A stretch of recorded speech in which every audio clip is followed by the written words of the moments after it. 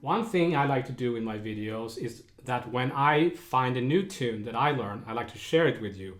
In this video, we're going to take a look at a tune called Minha Saudade, which I discovered from, I was watching Ulfakenius' YouTube channel, and I'll link to that video. He posted a video where he was jamming on this tune, and it's really good. And I was like, I've never heard that tune, so I decided to learn it. Then I found another video from Nelson Faria's YouTube channel, one of my favorite channels, and I linked to that version as well.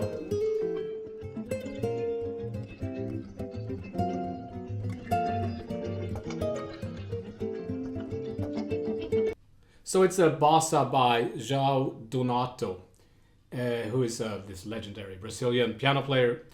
Minha Saudade, I think, means my longing or something, which is a little bit strange because it's a very uplifting and catchy tune. It's not sad at all.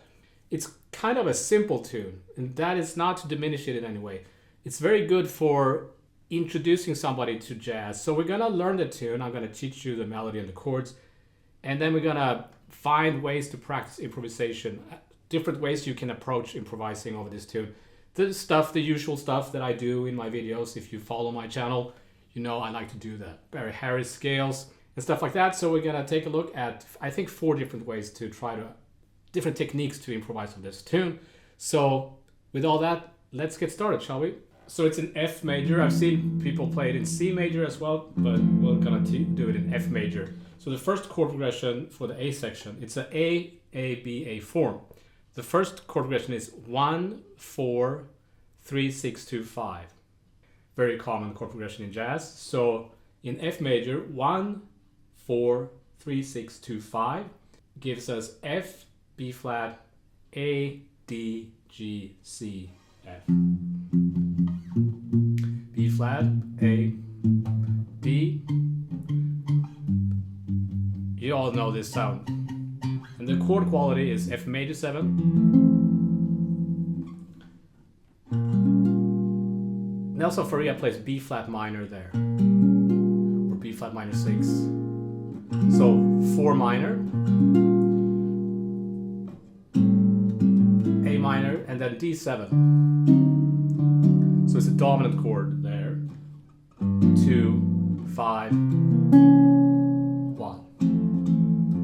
And then the 5 again to take us back to the repeat. I like to play minor 6.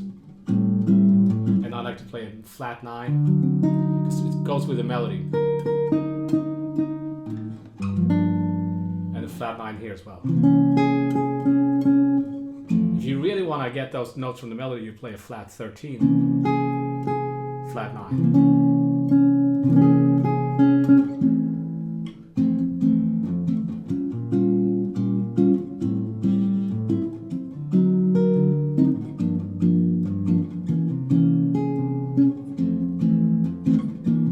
You could play a turnaround there. When it repeats.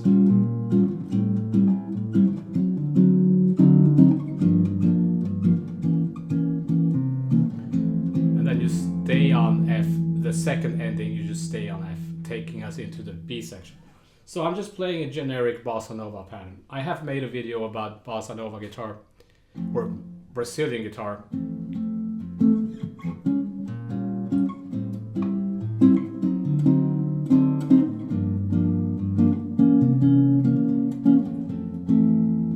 Then the B section is G minor, C, F minor. So now we're changing key, E flat minor, A flat 7, taking us to D flat, and then C to take us back to the last A section, which is the same.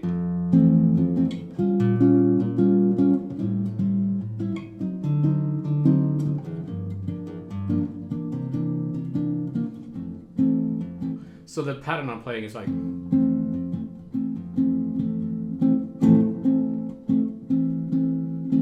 I'm kind of hoping that you know how to play bossa nova guitar, so this is not a lesson on that.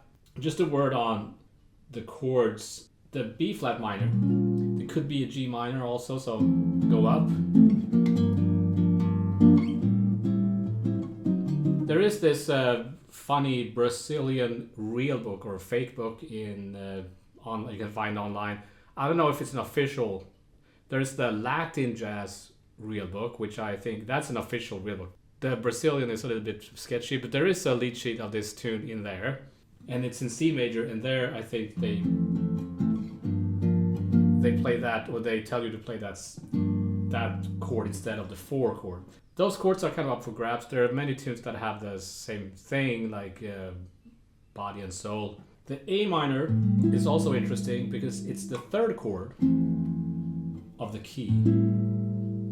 So a Phrygian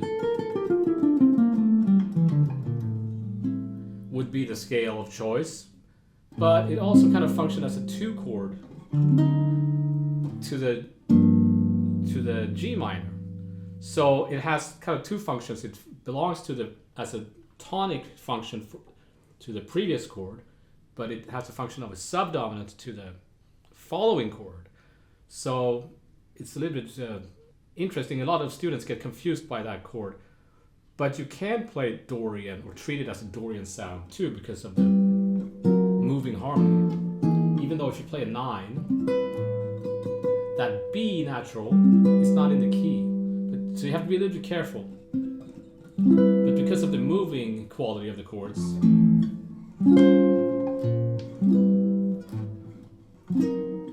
it works. So it has a pivot. It's a pivot chord. It belongs to the previous situation and what's coming next. If you want to do an intro, you can play 1, 6, 2, 5.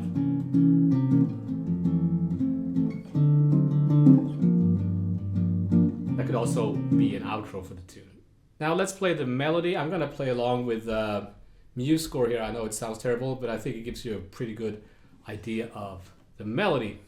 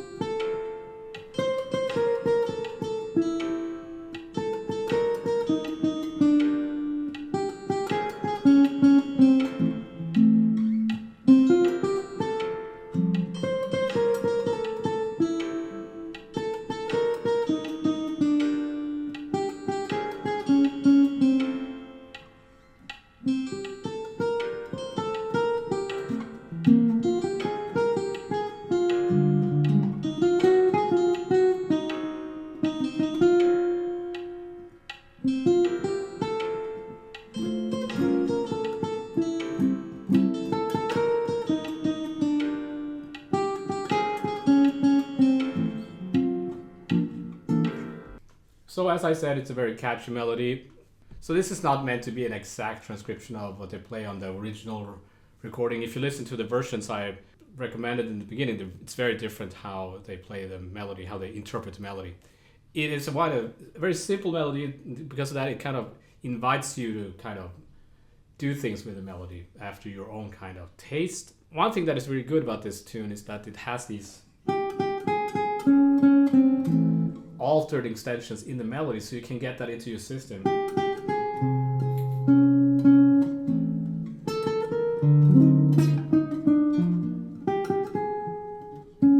So flat 13, flat 9. That's a much easier way to kind of introduce somebody to the altered sound. The altered scale is a bit of a mystery, and a mistake that a lot of jazz educators make is that they tell the students like, oh yeah, with the dominant chord here you can play an altered scale. So D altered. And then you play C altered. And you know, that's really, really hard. If you've never worked on that scale, it takes years to get all the altered scales and the sound of it into your system and into your ears and under your fingers.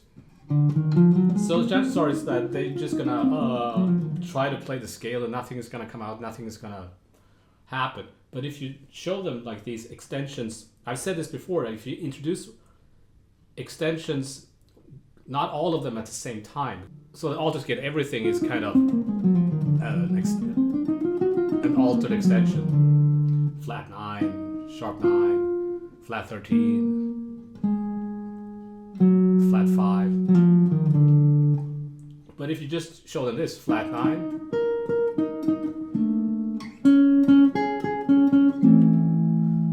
that is notes from the altered scale, could be other scales too, but it gives you, it's an easier kind of introduction to get that sound into your system. So let's look at some techniques for soloing. Let's play scales, and if you follow my videos, you know that I like the Barry Harris idea of scales. So we're gonna play a F major scale with a flat 6. So that's an F major bob scale. Barry Harris called it a major 6 diminished scale. Then the next trick is that when you have a B flat minor or you have a minor chord, you go to the dominant chords that belongs to that chord if it's a 2-5, which is E flat. You play a mixolydian. Right? So if you don't understand the theory behind that, don't worry. Just trust me, it's gonna sound good. I played E flat mixolydian scale over the B flat minor. Because E flat mixolydian and B flat Dorian share the same notes. It's just easier to think of it like that. Now for the next chord, A minor and the D7, I'm gonna play an F mixolydian. And raise the last note to an F sharp.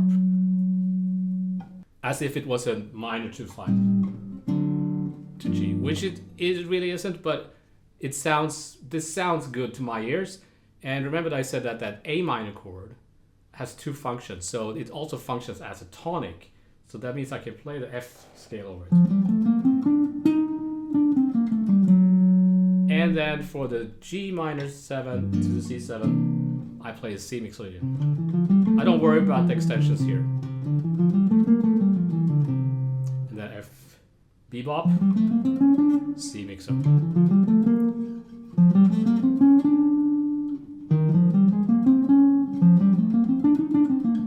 C mixo. Same thing there, a C mixolydian and G Dorian share the same notes. So it's easier to think of it as a C7. F. By the way, all this stuff is on my Patreon page as PDF. So I wrote it as 16th notes. Maybe I should have written everything in cut time. In that real book I mentioned earlier, it's written in 2/4, which sometimes you write bossa nova tunes in 2/4. I'm just not used to reading 2/4, so I wrote it in 4/4, but maybe I should have written it in cut time. Doesn't really matter. So let's try and play this.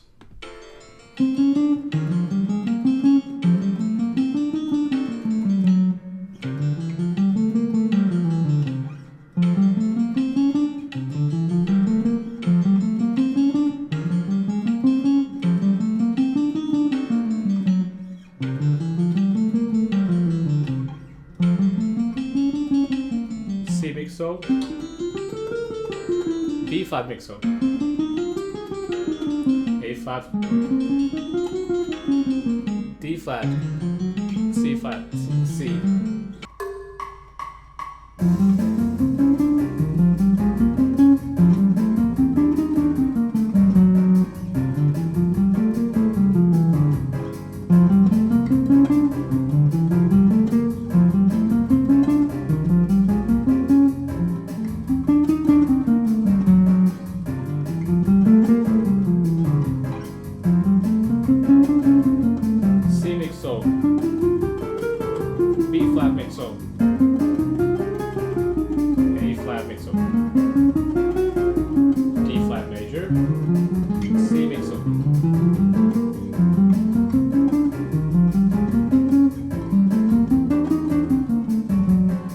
Try to just improvise using these scales.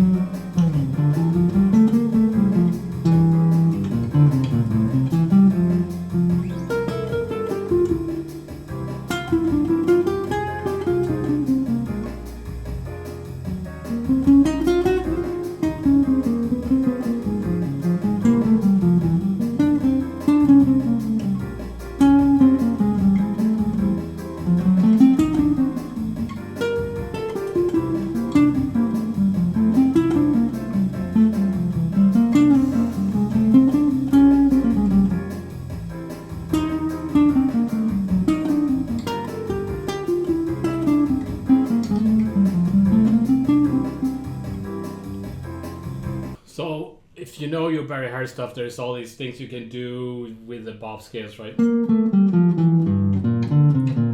Like the pivot and all the stuff. I've talked about that. I have plenty of videos on Barry Harris stuff. The good thing about these Barry Harris scales and bob scales, I know Barry Harris doesn't like to call them that, so you don't have to comment about that, but I call them bob scales. Is that it gives you that chord tone on a strong beat, so and the weak beats are just like passing notes to the next important note, if you will. So those are scales. Even better to practice arpeggios. So if I play these chords as 4-part arpeggios,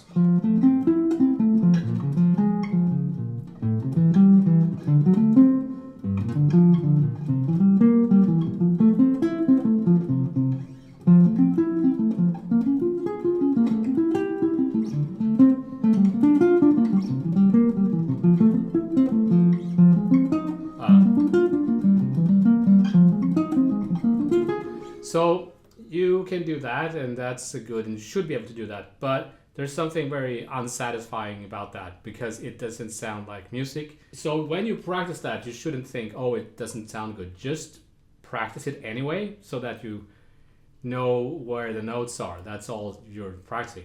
Having said that, it is possible to turn that into music. Mike Stern is very good at playing chord tones and make it sound like beautiful music, and there are plenty of videos of him online where he's demonstrating how to do that in clinics.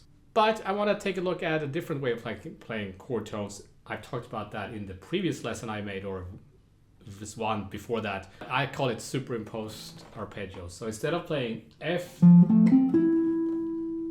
major 7, I'm going to go from the third of every chord and play a 4-part arpeggio from the third of every chord. So A minor 7 over the F. Excuse me. And the way I'm going to play is like this. So it gives me the 9, 7, 5, 3, 5, 7, 9. If I do that on the other chords, it's going to sound like this.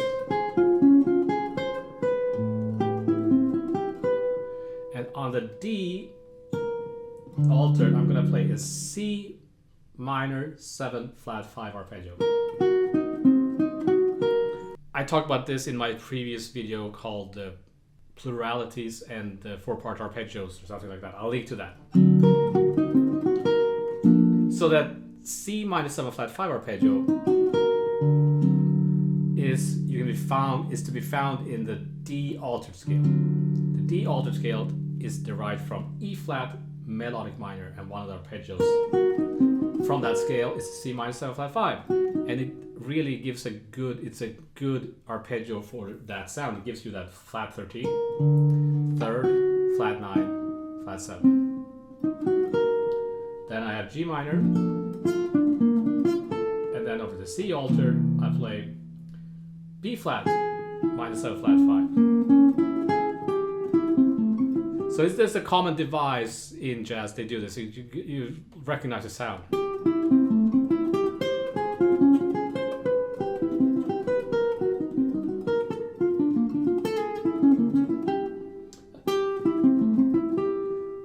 And then with the B section, you just keep going.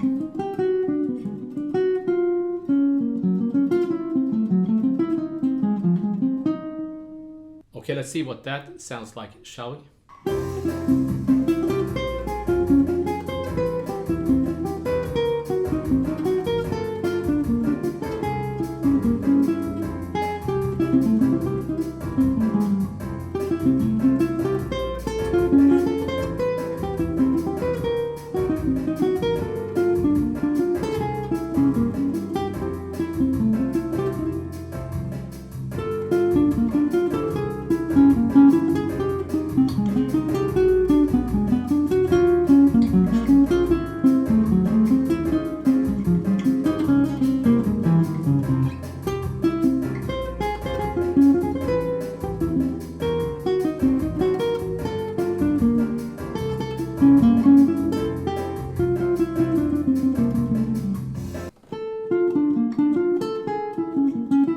That could be B flat major, 7 for the G minor, and then for the C you can play A. So that's a B flat diminished major 7. It sounds like Django Reinhardt.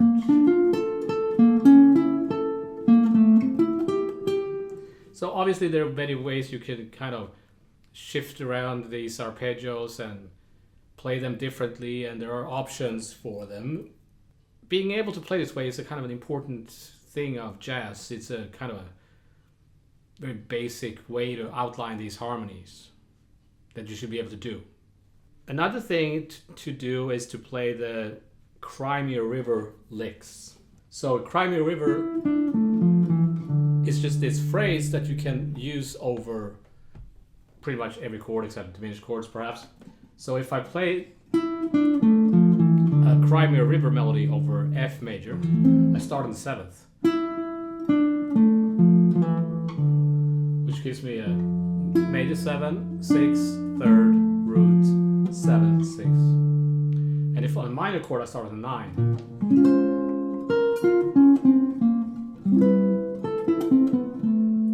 9. Altered chords I start on the sharp 9.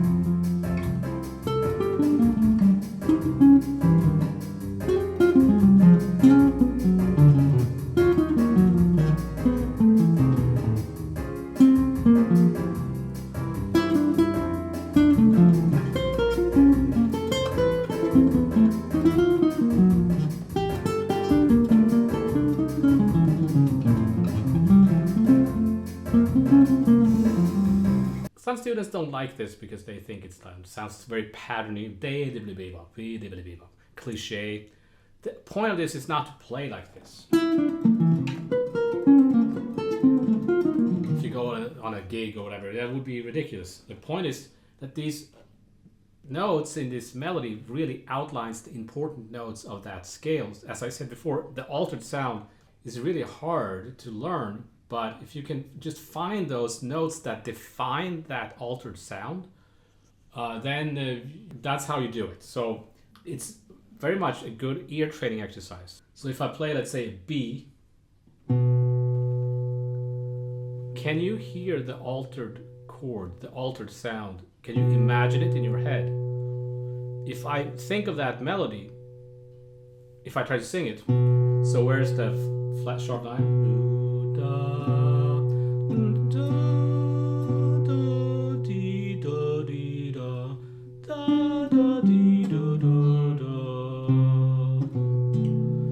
Then that can help me to kind of to get into that altered sound so that I can hear it in my head.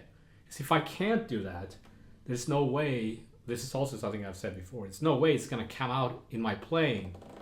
The first thing that needs to happen is you need to be able to kind of hear that sound inside your head and then find the notes. So this is a good way to do that. So one more thing to practice. If you find that all this is very contrived and pattern based, let's ignore all of it and just play key centers. So I could play these chords as F diatonic, G minor, D minor, with A for the whole A section. The B section is going to be 3 different keys.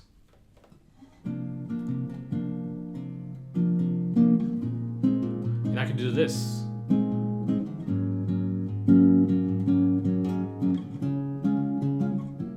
So the good thing about the iReal Pro is that you can go in and change. So I'll do that. So now if I solo over this, I can play just F major over the whole A section. And for the B section, I have to play F major, E flat major, and D flat major. Or if it's easier to think, C mixo, B flat mixo, and A flat mixo. So let's try that. I'm just going to play F major. I'm not going to worry about any changes.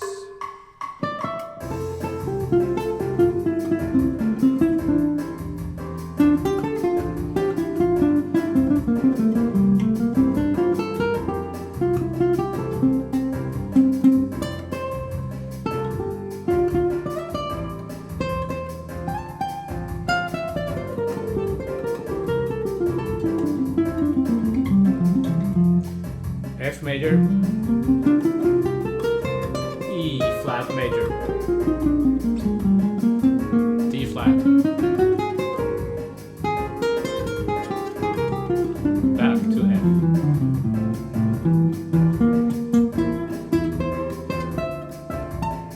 So I'm thinking ideas and I'm not worrying about nailing all the different chords.